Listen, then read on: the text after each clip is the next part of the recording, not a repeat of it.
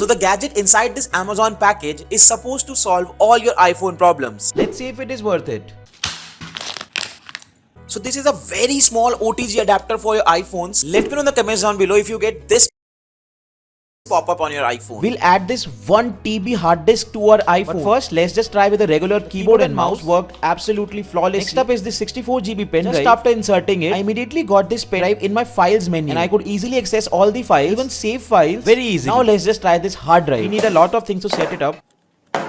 As soon as I connected this to my iPhone, I got all of my partitions. I can even use a 1 TB hard disk with this. How cool is this? iPhone to iPhone connections didn't work. iPhone to Android didn't work as well.